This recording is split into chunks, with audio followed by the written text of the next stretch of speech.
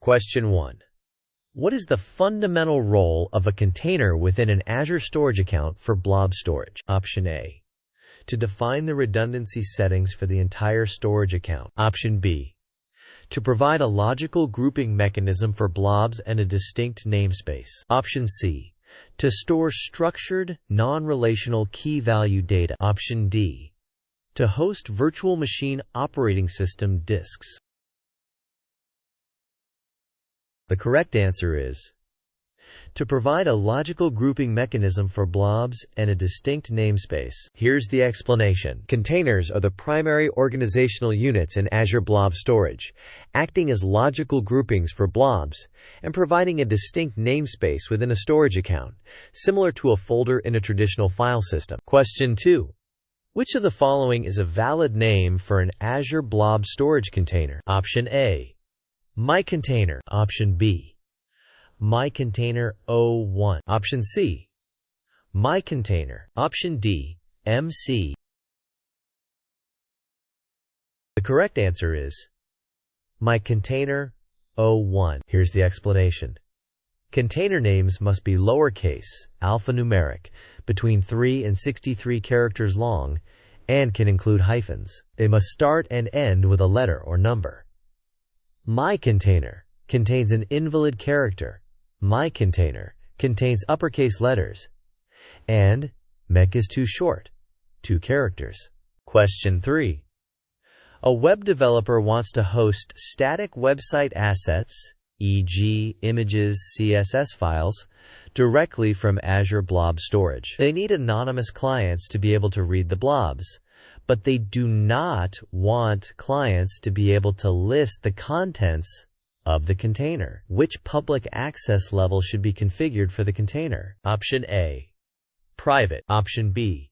Blob. Option C. Container. Option D. Public. The correct answer is Blob. Here's the explanation. The Blob public access level allows anonymous clients to read blobs within the container but prevents them from listing the container's contents. Container access would allow both reading and listing, while private would require authentication for all access. Question 4. Which Azure Blob access tier is best suited for frequently accessed data, offering the lowest access costs and highest performance, but with a higher per gigabyte storage cost? Option A. Hot. Option B. Cool. Option C. Archive. Option D. Premium. The correct answer is Hot. Here's the explanation. The Hot tier is specifically optimized for frequently accessed data, providing the lowest access costs and highest performance, low latency, balanced by a higher per gigabyte storage cost. Question 5. A company stores critical but rarely accessed historical records in the Azure Archive Blob tier for long-term compliance. An unexpected audit requires immediate access to a document stored in this tier. What action must be taken to access the document? Option A. The document can be directly downloaded from the Archive tier. Option B. The blob must be rehydrated to either the Hot or Cool tier. Option C.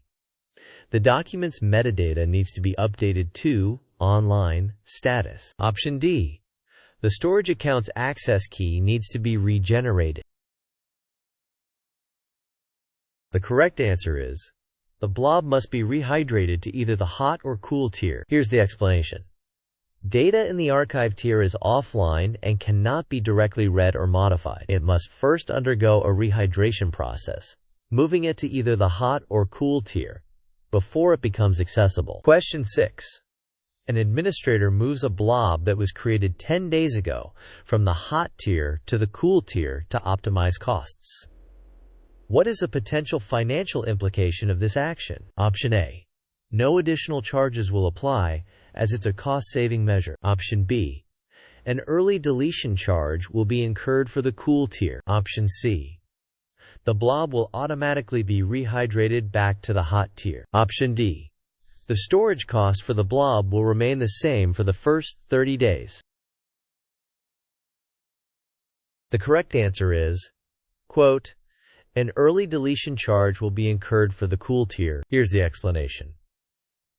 The cool tier has a minimum 30-day retention period. If a blob is deleted or moved out of the cool tier before this 30-day period, an early deletion charge equivalent to the remaining days of the minimum retention period will be incurred. Question 7.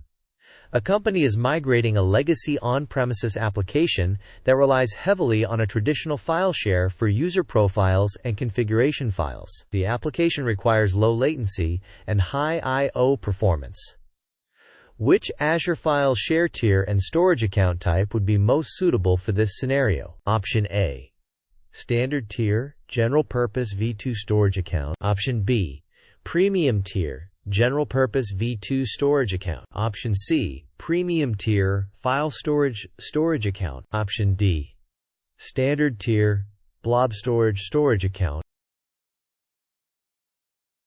The correct answer is Premium tier, file storage account. Here's the explanation.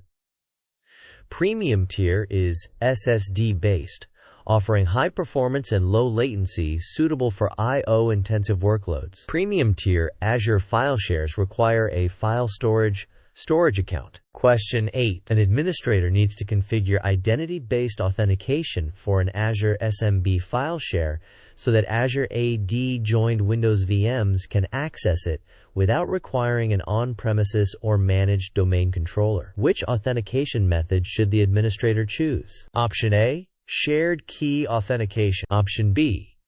Active Directory Domain Services, ADDS. Option C. Azure Active Directory Domain Services, AADDS. Option D. Azure Active Directory, AAD. Kerberos. The correct answer is Azure Active Directory, AAD. Kerberos. Here's the explanation. Azure AD Kerberos allows Azure AD-joined Windows VMs to access Azure file shares with AAD identities directly, without the need for a traditional domain controller, on-premises ADDS or AADDS. Question 9. Which of the following statements accurately describes the primary purpose of Azure FileSync when used with Azure Files? Option A. To provide a serverless object storage solution for unstructured data. Option B. To enable direct peer-to-peer synchronization between multiple Azure file shares. Option C. To cache Azure file shares on on-premises Windows servers, enabling cloud tiering and hybrid file services. Option D. To offer high-performance block storage for individual Azure virtual machines.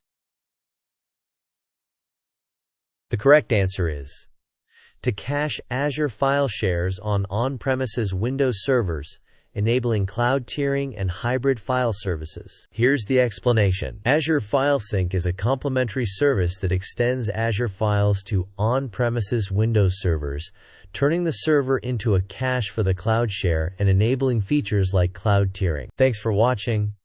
Please subscribe to my channel.